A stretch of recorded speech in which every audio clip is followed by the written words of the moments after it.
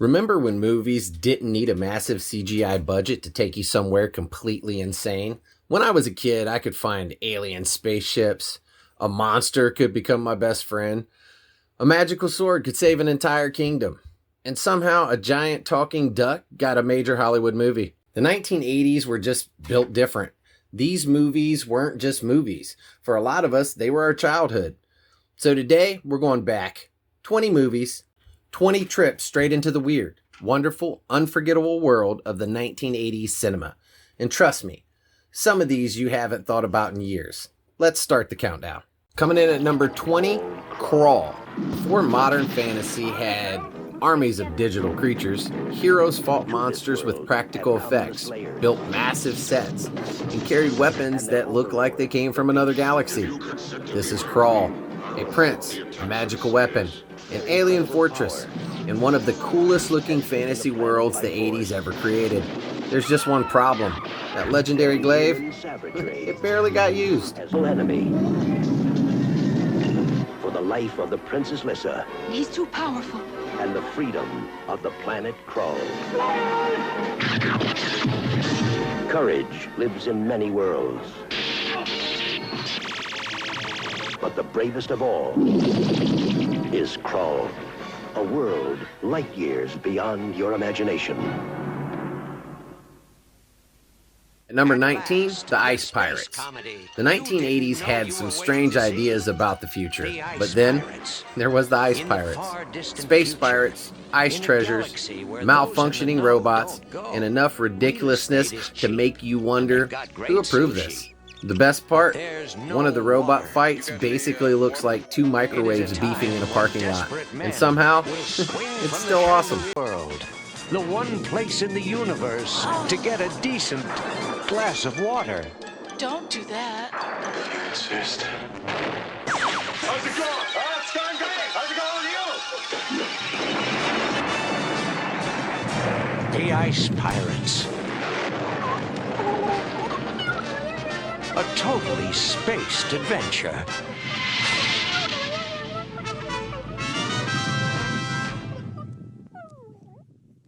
Number 18, the Dirt Bike Kid. What if the bike you rode every day suddenly became something straight out of your wildest childhood dream?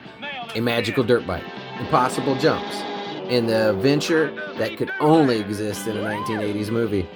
This is the Dirt Bike Kid, and apparently the bike was so loud during filming they had to redo some of the dialogue because apparently even the motorcycle wanted top billing. What will Miss Banker pay his bill? Never! Heads or tails, you'll flip. For Peter Billingsley as the Dirt Bike Kid. You are something special. He's flying your way, the Dirt Bike Kid. Catch him if you can. Number 17, The Last Starfighter.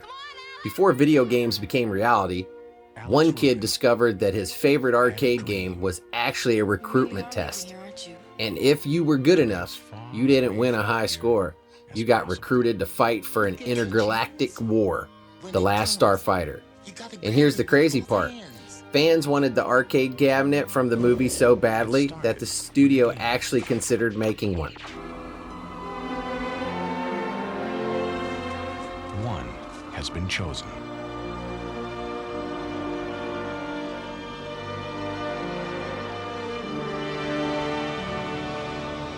Alex Rogan. Alex? Hi, Max. Is the last Starfighter. For every Earthling who's ever imagined traveling beyond the stars, Maybe there is a starfighter left. I love you, Alex Rogan.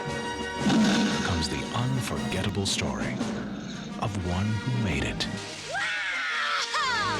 The last Starfighter.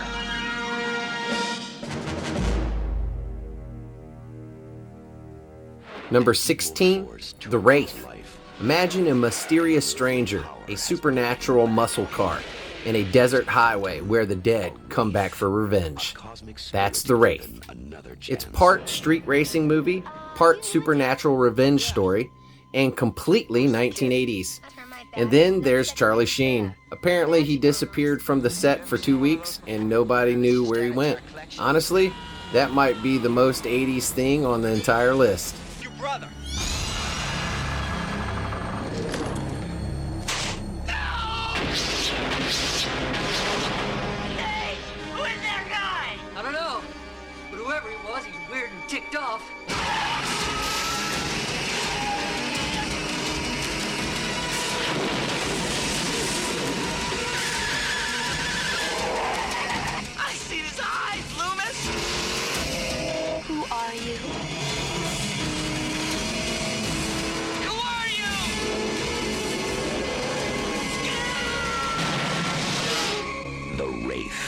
If you've done nothing wrong, you've got nothing to fear. Number 15, Flight of the Navigator. A kid disappears, and when he comes back, 8 years have passed, and he hasn't aged a single day. And now, he's connected to a mysterious alien spacecraft. This is Flight of the Navigator, a movie that somehow managed to make flying through space feel like the greatest childhood adventure imaginable.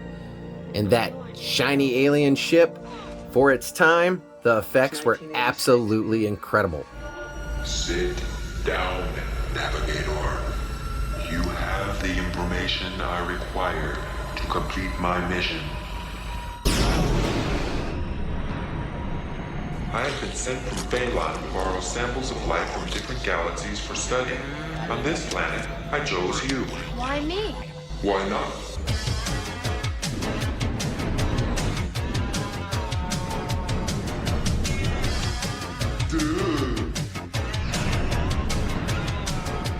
Okay, which way to put Lauderdale? I only know what's in your head.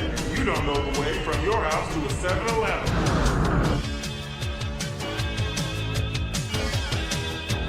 14. Short Circuit. They built a military robot designed for war, but then lightning strikes and something unexpected happens.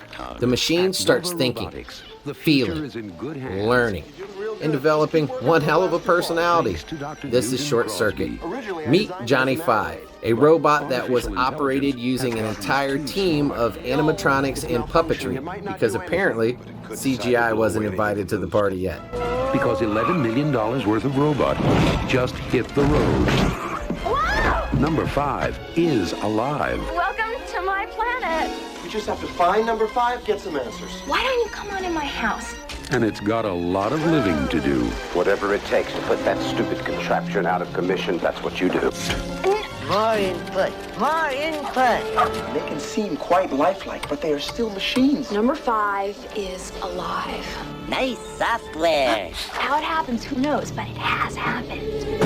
From the director of War Games. They're gonna be after you. We gotta get out of here now. Hey, he's alive! Ali Sheedy, Steve Gutenberg, and number 5, Short Circuit. 13. Big Trouble in Little China. Jack Burton thinks he's the hero. The problem? Everybody else knows he's not. He's got the attitude, he's got the muscles, he's got the truck, and he absolutely got no idea what's actually going on.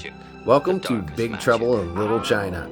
Ancient sorcery, floating villains, elemental warriors, and Kurt Russell at maximum 80s confidence. This movie doesn't ask you to understand what's happening, just asks you to enjoy the ride.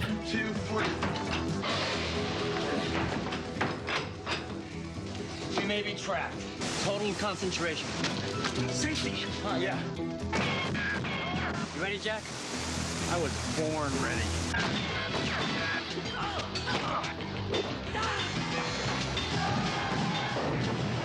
Way to go, Jack. Jack Burton's coming to rescue your summer. Hey, what more can a guy ask for? 20th Century Fox presents Kurt Russell in John Carpenter's Big Trouble in Little China. It's all in the reflexes.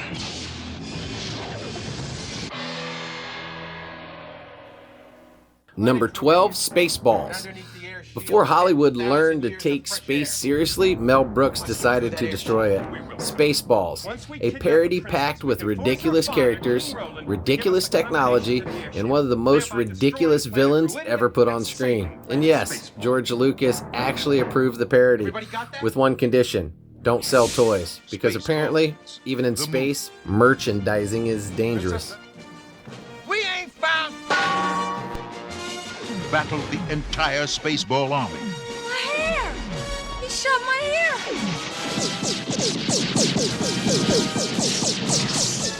Holy! And escaped the clutches of Dark Helmet. I see your Schwartz is as big as mine. Abandon ship! Proceed to escape pods! What the hell's the matter with this seatbelt? When does this happen in the movie?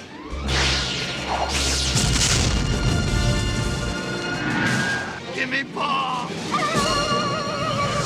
Spaceballs, the movie. How do I know you're not making faces at me under that thing?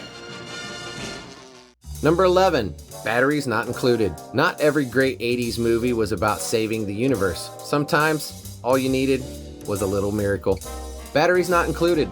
Tiny visitors, a struggling apartment building, and some of the cutest little machines ever put on screen. The robots were so adorable, actors reportedly found themselves talking to them like toddlers. And honestly, once you see them, you'll understand why.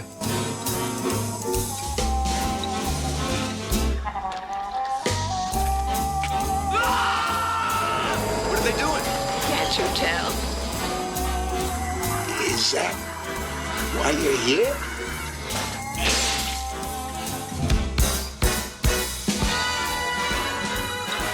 Batteries not included.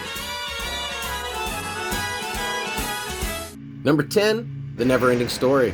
For an entire generation, this wasn't just a movie, it was another world. A world filled with dragons, giants, darkness, and a boy who discovered that imagination could literally save a universe. This is NeverEnding Story. And Falkor, that enormous flying luck dragon, was so big, it required an entire team of operators, but somehow, he became one of the most beloved creatures in 80s cinema.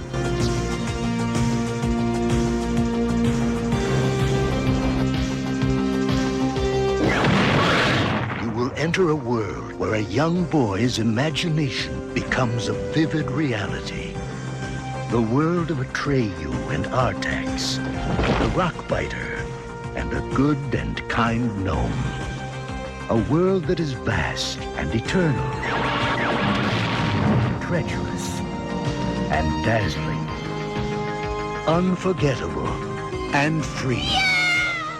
For anyone who's ever made a wish, believed in a fantasy, or had a dream, this is The NeverEnding Story. Number 9, we have The Princess Bride.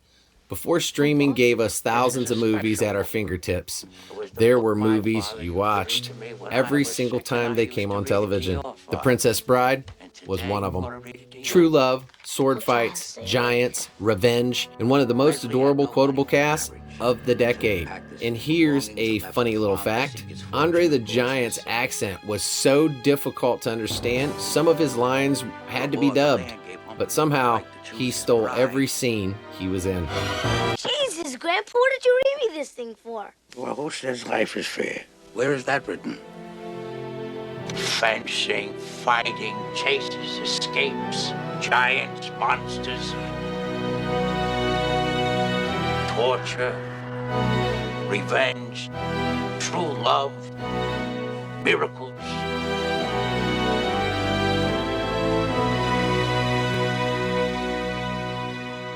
Look, I'm retired. I might kill whoever you wanted me to miracle. He's already dead. I'll take a look. Bring him in. Number 8, we have Beastmaster. Forget superheroes. In the 80s, all you needed was a sword, a falcon, a black tiger, an absolutely ridiculous amount of muscle. This is the Beastmaster. Dar doesn't need an army. He has animals, and apparently Mark Singer was so shredded, some people probably forgot there was supposed to be a plot. The one warrior they call the Beastmaster. Mark Singer is Dar. Tanya Roberts is Carrie. Rip Torn is Mayak. John Amos is Seth. Together, they take us on a fascinating journey back into unexplored times. Conquer your fears. Face the unknown. And discover the incredible link between man, animal, and all that is phantasmagorical. In the world of Dungeons, Dragons, and Dar. The Beastmaster. The epic adventure of a new kind of hero. Number 7, Dragonslayer. Long before dragons become armies of digital creatures, Hollywood created one that still looks terrifying today, Dragonslayer.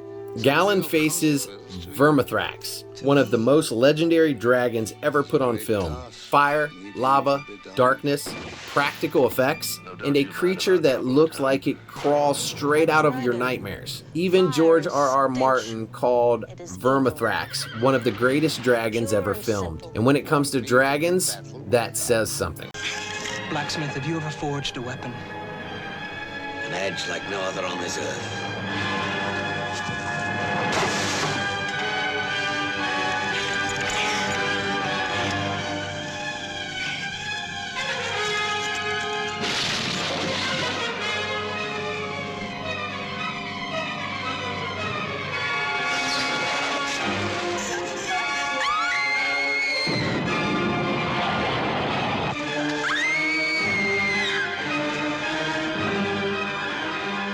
Dragonslayer.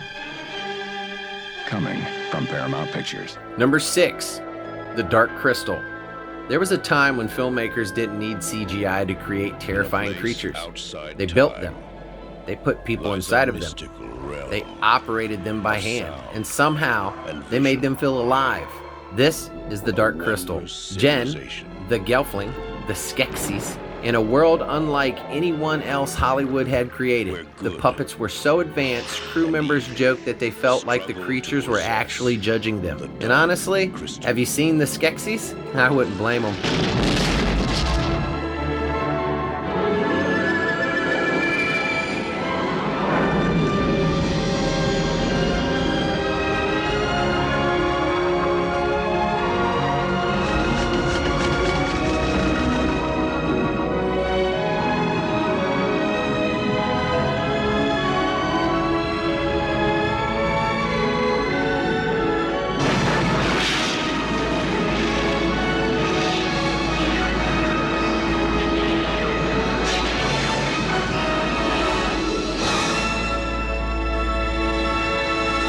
At number 5, we have Legend.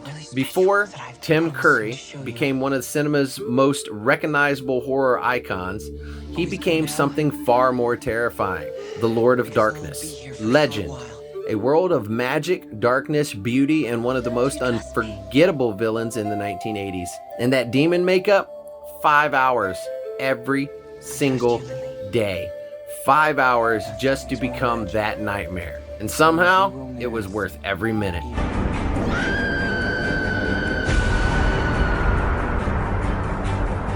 find what's happened to my Lily. A great tree. When evil anarchy ruled the land, the wicked came here to sacrifice.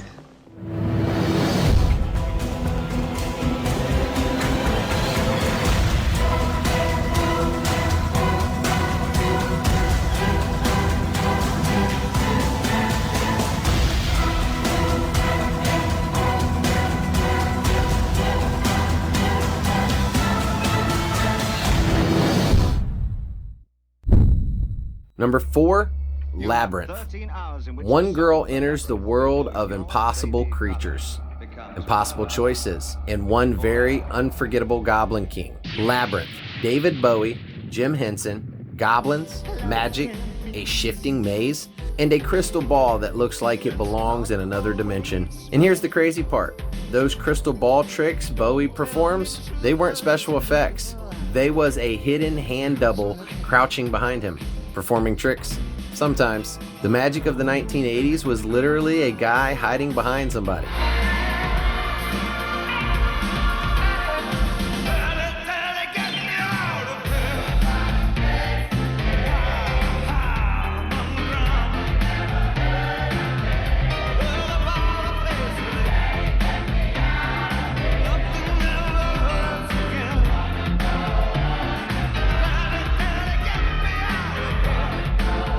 Magic of Jim Henson. The wizardry of George Lucas.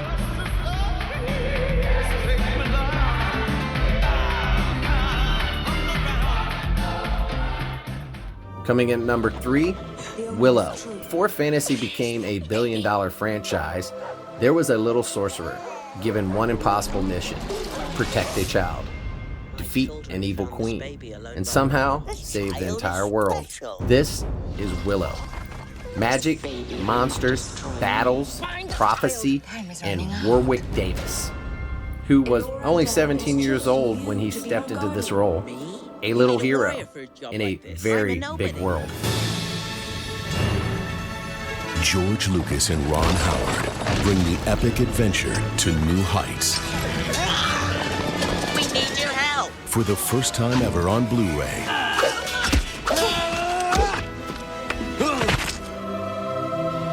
Fully restored in stunning high definition. With new bonus features, including deleted scenes and never-before-seen footage from the set.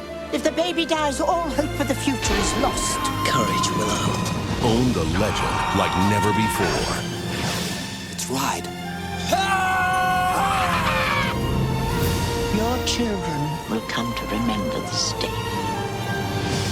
Number 2, Howard the Duck. And somehow this happened. A talking duck from another planet got his own major Hollywood movie, Howard the Duck. It has aliens, it has chaos, it has 1980s neons, it has George Lucas. And it cost so much money that Lucas reportedly had to sell a portion of Skywalker Ranch afterward. Think about it. A movie about a wisecracking alien duck was expensive enough to shake the house that Star Wars built. You can't make this stuff up. Do you know why you were sent to me? Listen to me, small visitor. I can explain how you got here. Maybe you're here for some greater purpose, some cosmic cause. Here, he's forced to reassess his career goals. You went to med school? To explore new relationships. To redefine his self-image. I'm sorry, we don't allow pets on the premises. To adjust to a changing lifestyle. Oh, pull it out! Until he discovers just who he really is. Oh, no. A duck in big trouble. That's a duck, man. Howard the Duck, trapped in a world he never made. And finally, at number 1, and my favorite, Harry and the Hendersons. Sometimes the greatest movie monsters aren't monsters at all. They're family. Harry and the Hendersons. A family hits something on the road, only discover they've accidentally brought home a Bigfoot. But Harry isn't some terrifying beast. He's curious, he's gentle, he's lonely, and somehow this giant creature becomes part of the family. And behind the scenes, the Bigfoot suit was so heavy, the actor inside it nearly passed out multiple times. But it was worth it, because Harry became one of the most lovable movie creatures of the decade. And maybe that's why, after all these years, we still remember him. This is it. The whole world's gonna know. It ran away. Means something to me. Can't you see that? He means something to me. We'll never see him again, will we? What I'm going to say now might save his life. There has been yet another sighting of the creature that some people are now calling Harry! Harry? Since when does he have a name? Since right now. The average American family just got bigger. Harry and the Hendersons. Isn't he something? And that's the thing about 80s movies. They didn't always have perfect effects. They didn't always have massive budgets. And they definitely didn't always make sense. But they had something. Imagination. They gave us monsters we could believe in, worlds we wanted to visit, heroes we wanted to be, and characters we never forgot. Some of these movies became classics. Some became cult favorites. And some, well, some gave us a giant alien duck. But that's what made the 80s. So, which one of these movies did you grow up watching? And which one did I completely miss? Let me know in the comments. Because there's a whole lot more 80s nostalgia where this came from. Warboss out. They're taking matters into their own hands. I say that hand is ours. They better behave themselves. Something's very weird here. What is it? Earthquake! No worse!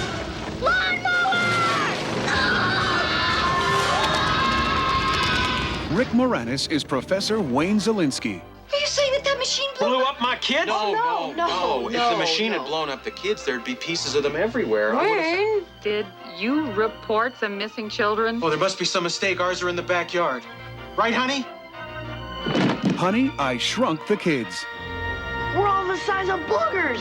Dad, don't eat me!